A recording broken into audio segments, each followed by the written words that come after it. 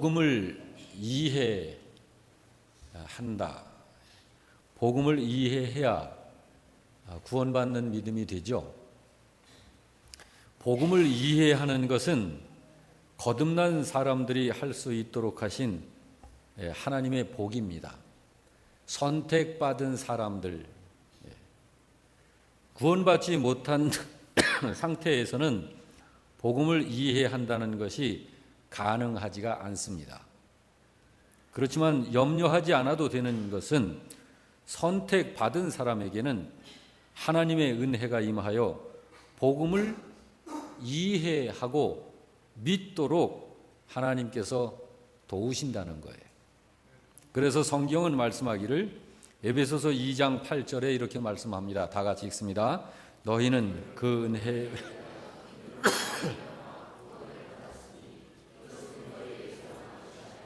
하나님의 선물이라 하신 것이에요. 궁금하죠?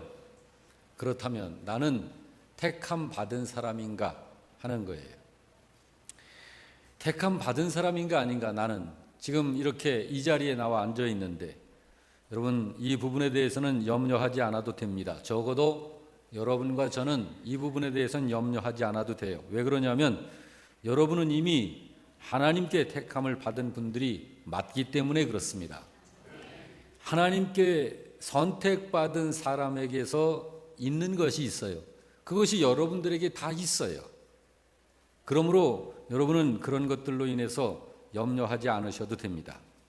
이제 여러분과 저에게 중요한 것은 복음을 이해하는 일이에요. 복음을 이해하는 일. 이 시간 예배 드리는 여러분은 모두가 복음을 바르게 이해하는 그런 복 있는 성도가 되시기를 주님의 이름으로 축원합니다. 복음을 이해하지 못한 신자는 하나님께 영광이 되지 못하죠. 그 사람 자체도 아직은 그러할 뿐이고 그 사람이 사는 삶, 그 사람의 행위 역시 마찬가지입니다. 하나님께 영광이 되지 못합니다. 한때 바울이 그랬었죠. 사도행전 26장을 보면 바울이 이렇게 말합니다. 하나님이 우리 조상들과 우리에게 약속하신 것을 바라는 까닭에 내가 지금 이 일을 하고 있다라고 말을 해요. 그런데 사도 바울은 그러한데 주님은 그런 바울에게 말씀하시기를 왜 네가 나를 박해하느냐 라고 하셨죠. 그러니까 복음을 이해하지 못한 상태에서 하는 것은 하나님께 영광이 되질 않는 거예요. 우리 신자가 주의해야 할 것이 그것이에요. 복음을 바르게 이해하지 못한 믿음은 결국은 주님의 이름으로 주님을 박해한다는 거예요. 주님의 이름을 불러가면서 그분을 박해하는 행위를 하게 되는 거예요. 결국은. 그러므로 여러분, 신자는 자기 스스로 나는 복음을 바르게 이해하고 있다 이렇게 생각하면 안 돼요. 왜 그러냐면 성경에 그런 사람들이 너무나 많아요. 굉장히 많습니다. 하나님을 믿는다고 하면서 하나님을 박해하는 이런 사람들이 성경에 많이 나와요. 그들의 대표가 바리새인들이죠. 제사장들이 그러했고요. 서기관들이 그러했고 율법사들이 그러했어요. 이 사람들이 바리새인들이거든요. 근데 그 사람들이 누굽니까? 대제사장들 그러면 종교적 책임자들, 지도자들이에요. 서기관들은요, 학자들이에요. 율법사들은요, 하나님의 말씀을 백성들에게 적용하고 바르게 해석해서 알려주는 사람들. 그 사회에 믿음이라고 하는 것을 이끌고 가는 종교 지도자들, 이 사람들이란 말이에요. 그 사람들이 주님의 이름을 불러가면서 주님을 박해했다고요. 이런 사람들이 어떤 사람들이냐면 성경을 통해서 보면 하나님을 믿는 땅의 사람이에요. 하나님을 믿으면 당연히 하늘에 속한 사람이 되고 하늘의 사람이 되는 건데 그게 맞는 건데 하나님을 믿는 땅에 속한 사람, 이거 심각한 거죠. 그들은 이 참 불쌍한 거예요. 이게 비참한 거예요. 예수님께서 그 사람들을 향해서 하도 그들이 주님의 이름으로 주님을 박해하고 믿고자 하는 자들을 회방하고 하나님 나라를 바라보는 자들을 지옥 백성이 되게 만들고, 이러니까 예수님께서 그 바리새인들을 가리켜서 독사의 자식들이라고 아주 무섭게 질책을 하신 거예요. 그들의 입술에는 늘 하나님이 있었잖아요. 근데 왜 그랬을까? 그 사람들 알고 그런 건 아니에요. 모르고 그런 거예요. 그 궁극적인 이유는 복음을 이해하지 못한 거예요. 성경을 읽어도 이 복음을 이해하지 못한 상태에서 읽는 성경은 아무것도 아니에요.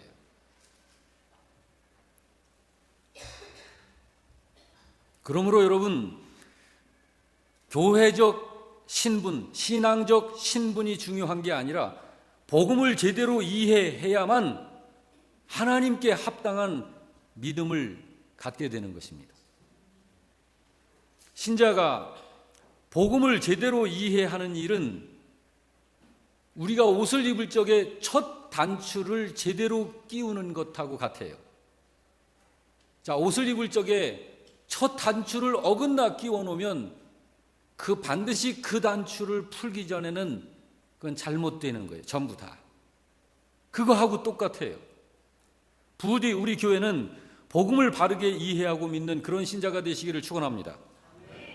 그래서 하나님의 사람 바울이 부르짖어 당부한 말씀이 있어요. 오늘 본문 말씀에 예수를 바라보라는 거예요. 예수를 바라보라. 왜 예수를 바라보라고 합니까? 예수는 믿음의 대상 아니에요? 예수를 믿으라 그렇게 말하지 않고 예수를 바라보라고 그래요. 2절은 이렇게 말씀합니다.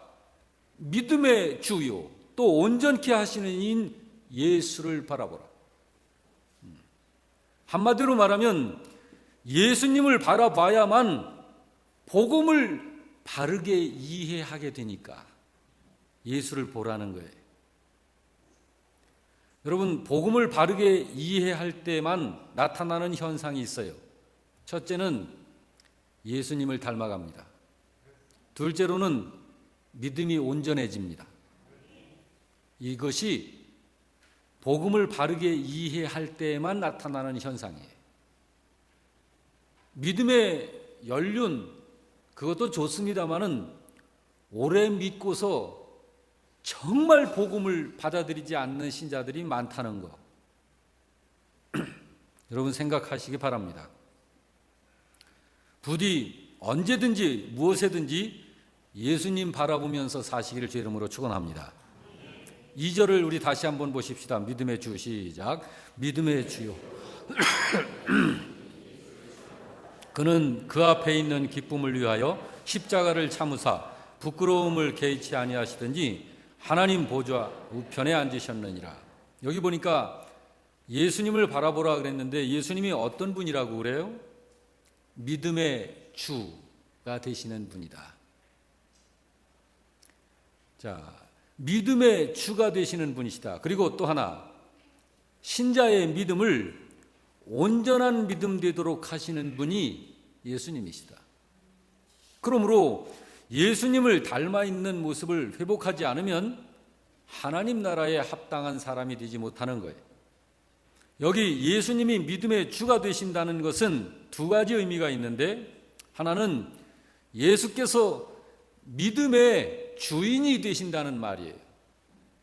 믿음의 주인. 또 하나의 의미는 그 예수님께서 구원받는 믿음의 수요자가 되시는 분이시다. 그분이 믿음을 주시는 거예요. 믿음을 내가 만들어내는 게 아니고, 그러므로 여러분, 구원받는 믿음이라고 하는 것은 이게 참 믿음인데, 성경에서 말하는 진정한 믿음은 구원받는 믿음, 생명 있는 믿음, 살아있는 믿음, 진짜 믿음이 그것인데, 그 믿음이 뭐냐? 예수님께 받아가지고 믿는 믿음이에요. 그래서 사도행전 3장 16절은 이렇게 말씀합니다. 그 이름을, 시작. 그 이름을 믿음으로 그 이름이 너희가 보고 아는 이 사람을 성하게 하였나니 예수로 말미암아 난 믿음이 너희 모든 사람 앞에서 이같이 완전히 낫게 하였느니라. 이렇게 말한 거예요. 그렇습니다. 우리의 믿음은 예수로 말미암아 난 믿음이어야만 합니다. 신자가 그 믿음 되기 위해서 예수님을 바라봐야 하는 거예요. 예수님 바라보지 않고서는 그 믿음을 가질 수가 없어요. 그리고 예수님께서 믿는 사람을 온전케 하시는 분이라 했는데 이건 무슨 말일까? 자, 여러분과 제가 믿고 있는데 여러분과 저를 온전하게 하시는 분이시다, 예수께서. 이게 무슨 말이냐? 이 말은 믿는 사람을 완성시키시는 분이시다, 그 말이에요. 예수님은 주님을 믿고자 하는 신자를 완전한 하나님의 자녀로 만드시는 분이십니다. 예수님을 진정으로 믿고자 하기만 하면 약한 믿음을 강한 믿음 되게 해주셔요. 마음의 상처 치유하십니다. 깨진 관계 회복할 수 있는 길을 알려주십니다. 찢어진 것 하나로 묶어 하나 되게 하시는 그 역사를 이루십니다. 예수님은 그런 분이세요. 그러므로 예수님을 바라보라는 거예요. 예수님 바라보지 않고서는 그분을 사랑하는 마음, 그분을 닮아감, 온전한 믿음, 구원받는 믿음 가져지질 않습니다. 예수님 바라봐야 해요. 우리 영락교 성도 여러분, 주님 정말 또렷한 눈으로, 믿음의 눈으로 주님을 바라보시기를, 항상 바라보시기를 바랍니다. 어떻게 바라봐야 할까요? 예수님을 바라본다는 것은 눈으로, 귀로, 입으로, 가슴으로, 머리로 맞습니다. 눈으로 보고, 귀로 듣고, 입으로 전하고, 가슴으로 느끼고, 머리로 생각하는 거예요. 전 인격적으로 그분을 앙망하는 것을 말하는 거예요. 예수님을 바라보라는 거예요. 그런데 의식하면서 바라보라는 거죠. 1절 말씀을 다 같이 봅니다. 이러므로 우리에게 구름같이 둘러싼 허다한 증인들이 있으니 모든 무거운 것과 얽매이기 쉬운 죄를 벗어버리고 인내로서 우리 앞에 당한 경주를 경주하자 했습니다. 여기에 보니까 여러분과 저에게는 허다한 증인들이 있다고 그래요. 우리 믿음 생활을 해나가는 것을 경기한다. 경기하는 것으로 그렇게 이야기를 했어요. 경기에는 선수가 있죠. 심판이 있고 규칙이 있습니다.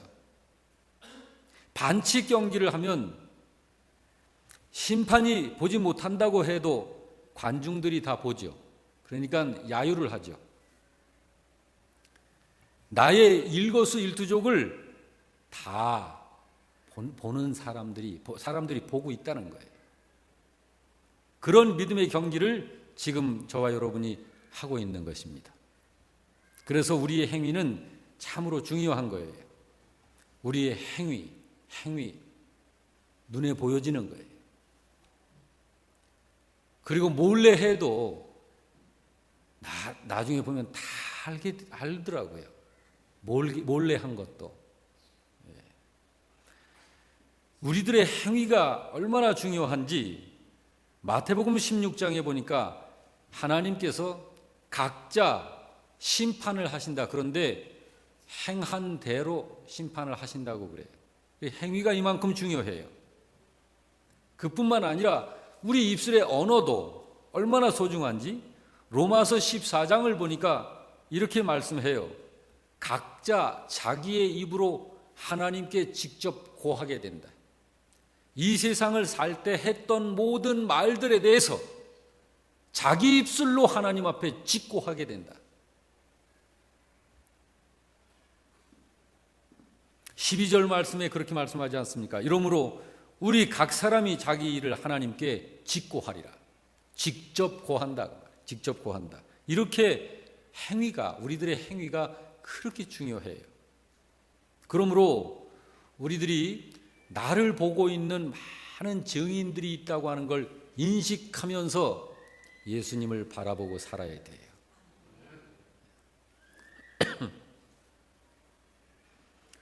또 이 말씀에 보면 벗어버리고 바라보라는 거예요. 벗어버리고 무거운 것, 얽매이기 쉬운 것, 이런 것을 벗어버리고 바라보라. 왜 그러냐면 이런 것에 짓눌린 상태에서는 바라볼 수가 없어요. 위를 볼 수가 없는 거예요. 잔뜩 짐을 짊어지고 헉헉거리고 있는 상태에서는 아래밖에 안 보이는 거예요. 세상에 속한 것, 땅에 속한 것들에 인생 걸지 말고 주님을 바라보라는 말이에요. 여기 무거운 것은 숨통을 조이는 죄를 말하는 거예요. 얽매이기 쉬운 것, 이것은 지체하면 지체할수록 더 수렁텅이에 빠져들어가게 되는, 휘말려 버리게 되는 그런 것들을 말하는 거예요. 여러분 되게 그렇잖아요. 어떤 일을 좀 하다가 실수를 했어요. 근데 그걸 바로 인정을 하게 되면 자존심이 상하니까 자꾸 합리화시키려고 시간을 끌다가 보니까 자꾸 일이 커지고 벌어지고 이 사건에 대해서 알게 되어지는 사람들이 많아지면서 연관되어지는 사람들이 자꾸 퍼져가면서 나중엔 수습 불가 사건이 되어버리는, 그래서 결국은 일이 커져버리는,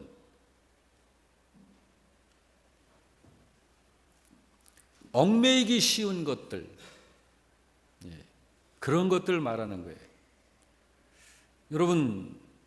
여러분을 지금 짓누르고 있는 죄가 있나요? 그거 벗어버려야 해요. 그럼 벗어버리라고 그럽니다.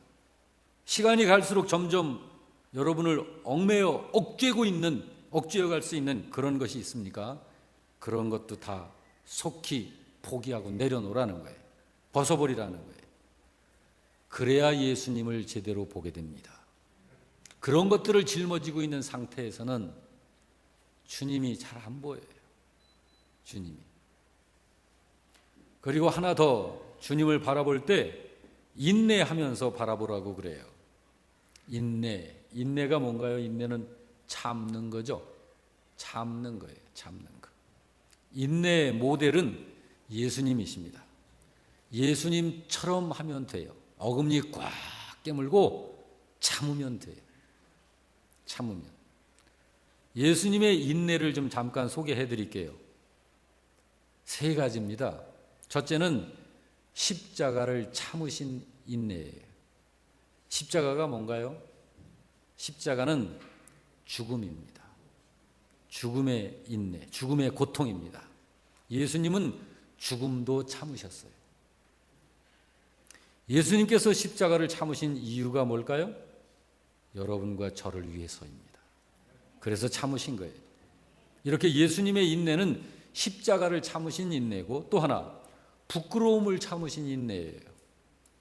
이거는 우리들한테 쉽지 않죠. 내가 부끄러움을 당하고 있다. 미치겠어요. 그렇게 됩니다. 이게 쉽지 않아요. 왜 그러냐면 얼굴이 있기 때문에 안 돼요. 그래서 이걸 가려보려고 가면을 쓰는 거죠. 가면 쓰고 있으면 부끄러운 일을 해도 좀 쉬워요. 왜? 내가 은폐되어 있으니까. 그런데 이 얼굴이 있기 때문에 이 부끄러움을 참기가 그렇게 쉽지 않은 거예요. 다른 사람들이 다 보고 있는 거예요. 이게 입장이, 이게 말이 아니에요. 체면이 말이 아니에요. 가문 생각도 하고 부모님 생각도 하고 해야 되는데, 근데 예수님은 그런 것에 개의하지 않으셨습니다. 개의하지 않으셨어요. 여러분, 예수님처럼 우리가 그렇게 인내를 하려면 어떻게 하면 그 부끄러움을 개의치 않을 수 있을까? 그것은 내가 지금 주님을 바라보고 내가 현재 믿음으로 하고 있는 그 일의 가치를 생각하는 가치. 이 가치가 어떠한가? 영원한 가치, 중요성. 이 세상에서 정말 이 부끄러움이라고 하는 것은 사실은 이게 큰 것처럼 우리에게 다가오지만 조금 지나면 말끔히 그런 것들은 없어집니다. 그러므로 이게 큰 것처럼 보이지만 사실은 그렇게 여기지 않아도 되는 거예요. 예수님은 부끄러움을 참으신 인내하신 분이십니다. 하나 더 있는데요. 예수님은 배신을 참으신 인내를 하셨어요. 배신. 생각해 보세요. 저도 가끔 그런 걸 느껴요. 아마 목회자들은 거의 다 느낄 것이고 교회 중직자들도 많이 느끼실 거예요. 이렇게 사람들을 섬기죠.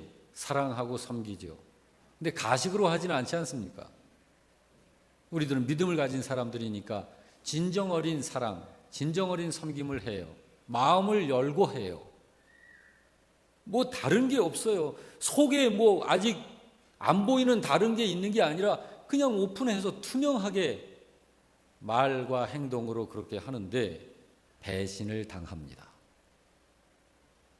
그러면 얼마나 화가 나요? 화가 나죠. 속상하죠. 근데 어쩔 수가 없어요. 참아야지. 왜냐하면 예수님이 참으셨어요. 예수님이 하나님의 아들로서 이 땅에 계실 동안 12명을 키워놓고 12명을 목회를 하셨는데 12분의 1이 주님을 배신했어요.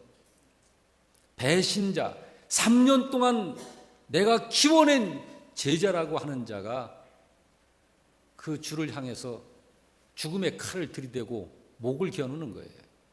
죽이겠다는 거예요. 주님은 그걸 참으셨어요. 이거 참 쉽지 않은 일이더라고요. 그래서 성경은 우리에게 너무 힘들거든 배신자까지도 참으신 예수님을 생각해라. 주를 생각해라. 그렇게 성경은 이야기합니다. 여러분, 우리가 예수님을 바라보되 인내함으로 바라볼 적에 예수님께서 하신 인내, 바로 그렇게 우리들이 인내를 하면서 주님을 바라보며 주님을 바라봄을 통해서 우리가 주님을 닮아가게 되고 우리가 온전한 사람이 돼 가는 것입니다. 그 사람이 승리자가 되는 거예요. 이 길을 걷다가 도중에 하차하지 마시기 바랍니다. 반드시 우리의 삶을 다 할 때까지 오직 믿음의 주요 온전케 하시는 분이신 예수님, 그분을 바라보고 주변에서 일어나는 갖가지 여러 가지 일들, 어떤 일은 힘들기도 하고 어떤 일은 기쁨이 되기도 하고 하겠지만 모든 일들에 대해서 주님 바라보고 앞으로 나아가세요. 그러면 여러분은 반드시 승리자가 될 것입니다. 여러분들은 예수님을 마음에 모시고 있는 분들이십니다. 예수님을 왕성하게 닮아가기 위해서 더욱 예수님을 바라보면서 사시기를 주의 이름으로 축원합니다. 그러면서 믿음의 길을 달려가십시오. 그러면 주변에서 야유 소리도 들리고 어떤 병도 막 날라올 거예요. 콜라병도 막 날라오고 맥주병도 날라오고 욕도 들리고 협박 소리도 들리고, 그렇지만 예수님은 그런 것들에 개의치 않으시고 가셨습니다. 오직 앞만 보고 달려가셨어요. 사도 바울도 그렇게 달려갔습니다. 스데반도 그 길을 달려갔습니다. 여러분과 저는 예수님의 향기입니다. 찰스 카우만이라고 하는 사람이 이런 말을 했어요. 여러분과 제가 예수님의 향기니까 향수병은 던져 깨져서 산산조각이 나도 조각조각마다 향기를 풍긴다. 할렐루야. 여러분과 제가 이 세상을 살면서 이 세파에 부딪히고 어느 때는 깨지고 상처를 입어도 여러분, 우리의 삶 속에서는 그리스도의 향기가 나는 줄 믿으시기 바랍니다. 예수님만을 바라보면 그렇습니다.